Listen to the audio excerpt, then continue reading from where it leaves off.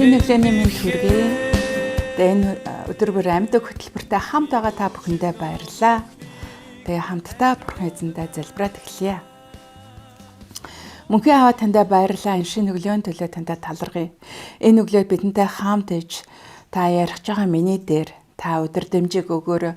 Сонсож байгаа итгэгчдийн дээр та ухаарлыг өгөх болтугай. Эзэн минь энэ өдөр зөвхөн таны нэр алдарших болтугай. Эзэн Есүсийн нэрээр залбирэн гуйж байна. Амен.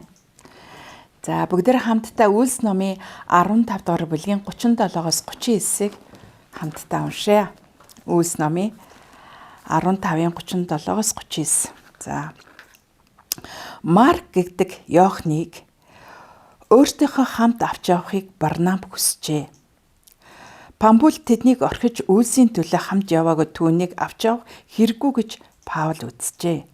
Хурц санал зөрчилдсөний улмаас тэд бие биесээ салж Барнаб Маркийг дагуулan Киприйг зорин усан онгоцоор явжээ.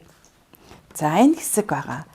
За Үлс номон дээр Есүс дэш өргөцсөний дараа элч нарын түүхүүд гардаг. Элч нар үнэхээр хэрхэн үйлчилж байгаа, элч нар хэрхэн илгээлтэнд явж сайн мэдээ түгэж Бурхныг нэрийг гэрчилж Бурхныг алдаршуулсан тухай Үлс ном тэр чигээр энэ элч нарын түүх байгаа. За энэчнээс бид нар Маркийн тухай гаргаж байна. Тэгээ өнөөдөр бид нар энэ 7 хоногт алдаанаас суралцгаа гэсэн сэдвийн дагуу Библийн нэг одоо түүхийг нэг элчийн түүхийг бид нар харах гэж байна. За Маркийн тухай. За Марк ямар хүн байсан бэ гэхээр зэрэг Марк бол хурц зантай, огцон хөдөлгөөнтэй хүн байсан. За үүнийг хэрхэн анзаарсан бэ гэхээр зэрэг илгээдэл дээр явхдаа чуулган хүмүүсийг томилж исэн. Энэ цагт Паул Барнаб Маркийг томилоод чуулган илгээлтэнд илгээсэн ба. Үлс 13 дугаар бүлгийг унших бол энэ тодорхой байгаа. За ингэж чуулган илгээлтэнд томилоод явуулсан тэд гурав явж агаад Марк замаасаа Барнаб Паул хоёрыг орхиод яваад гисэн. За энэ Маркийн үйлчлэлийг орхиод явсан Паулд таалагдаагүй. Тэгээд Библиэд бол энэ талаар тодорхой бичээгүй байдаг. Харин судалгаагаар харах юм бол Марк их хурц огцом хөдөлгөөнтэй байсан бол түүний алдаа болж эхэлсэн байна. Эхэлсэн ажлаа дуусгаж чадахгүй замаасаа огцом эргэж яваад гисэн. За энэ бүтэлгүй байдлаасаа болоод тэр бууж өгөөгүй. Дахиад алдаагаа засаад урагшаа явсан байгаа.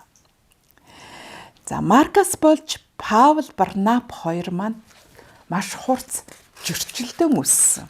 За сайн бид нар уншсан байгаа. За энэ зөрчилдөөн маргаанаас болоод Маркас болоод тэдний ажил бас зогсоогүй. Хэдий маргасан ч цаашаа урагшаа илгээлтэндээ явсан хэвээрээс.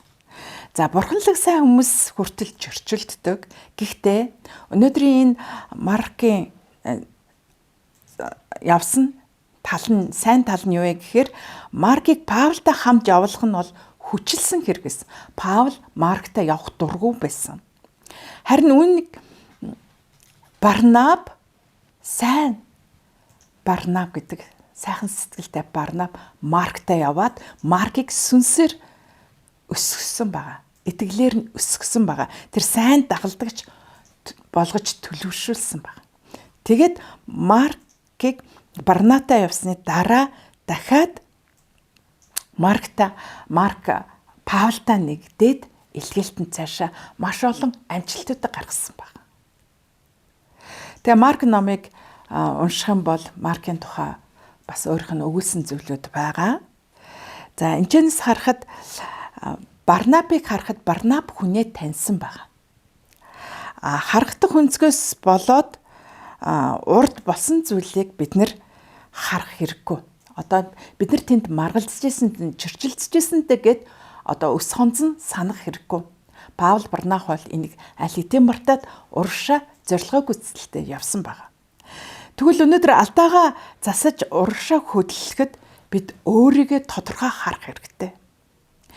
Танд сайн тал бий, муу тал бий. Тэгэхээр сайн тал би муу талаа бид нар ухаарч харах хэрэгтэй. Хүн сул талаа хүлээн зөвшөөрөөд цаашаа явах нь айгүй чухал. Хүн болгонд сул тал бий. Хүн болгонд надад сул тал бий, сонсож байгаа танд сул тал бий. Энэ сул талыг зөвөр л хүлээн зөвшөөрөөд бод. Тухайн дэлгэцтэй орхиж явсан ба уучлаарай хүлээн зөвшөөрөөд дараагийн зүйлдээ илүү суралцаад илүү цаашаа явах нь айгүй чухал. Тэгвэл өнөөдөр Бурханаас авсан ур чадвараа хөгжүүлээд бид нар өсгөхөд бид нар сул талаа хүлээн зөвшөөрөх нь чухал юм аа. Өнөөдөр хинтээ нээлж өсгөө бид нар бас мэдэх хэрэгтэй. Тухайн үед хурц байсан Марк маань Паултай нийлсэн бол зөрчилдөөн дахиад л үүсэх байсан. Харин дараагийн удаа Барнаб түүнийг авч явснараа түүнийг төлөвшүүлсэн байгаа, түүнийг сүнсээр өсгсөн байгаа. Тэгэхээр таныг ойлгодог хүмүүстэй хамт байгаа. Одоо бид нар дагалдаг шин D5 гээд бүрэлдэхүүнээр байдаг. Гэтэл гинтл D5 хүчээр одоо чиний удирдагчдэр энэний удирдагч ингээд хойрлчих юм бол хүмүүсийг хүчээр нийлхүүлэх хэцүү. Хүлээн зөвшөөрдгөө хүнтэйгээ нийлэхэд итгэл нь сүнсээр зогссон байдаг. Тэгэхээр энэ дээр бид нар хүнээ таних бас бид нар Бурханаас гуйж хэн миний удирдагч вэ гэдгийг харах хэрэгтэй юм аа. Бид алдсан бол та өөрийн зан чанараас болж үйлчлээ хайж явж болохгүй маа. Маркийн алдаа нь огцом хурц замтай байсан учраас тэр алдаанаасаа суралцж дараагийн төвшөнд гарсан юм аа. Тэгвэл өнөөдөр бидний зан чанар хурц бас ийм зантай бол бид үйлчлээ хайж явж болохгүй. Харин хүлээн зөвшөөрөөд дахиад үйлчлэх боломжийг харах хэрэгтэй юм аа. Амен. Тэгээ алдаанаасаа болоод ухаарад урагшаа алах нь чухал. Харин энэ алдаагаа дахин давтахгүйгээр алдаагаа ухаарсан бол дахиж хизээж давтахгүй байгаад урагшаа явах нь чухал юм аа. Тэгээ алддаггүй хүн байдгүй учраас алдаан дээрээ бид нэр суралцах хэрэгтэй юм аа. Би ийм сул талтай юм байна. Үүнийг хүлээн зөвшөөрч байна гэж суралцах хэрэгтэй.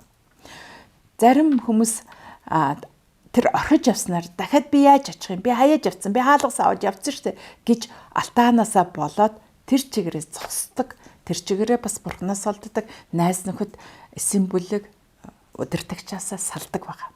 Ингэж болохгүй найзуудаа. Харин урагшаалагч нэг нь байцгаая. Бурхан бол хайр нэгүслийн бурхан гэдгийг та мэднэ. Тэгвэл энэ удаа таныг уучлсан бол маргааш бас алдаа хийсэж уучлаад дахинч бүү давтаарай гэж хүсэж байна. Амен.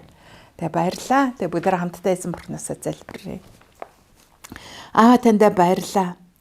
Биднийг та өдрө болгон уучлсаар л байдаг. Баярлаа эзэн. Өнөөдөр ч гэсэн бид нар бас сул тал гараад алдаа гаргасан бол бидний гмийг уучлаарай. Бид өөрсдийн зан чанараасаа болдоод таны үйлчлэлд саад бас таны үйлчлэлд үнэхээр үйлчлэх тэр боломжгүй болсон бол уучлаарай. Дахин энэ алдаагаа давтахгүйгээр сул талаа хүлээн зөвшөөрөд урагшаа явахад та бидэнтэй хамт ээж өгөөрэй гэж эзэн Есүсийн нэрээр бид хамтдаа таньасаа гуйн залбирч байна. Амен. Та Бурхан ивэх болтугай.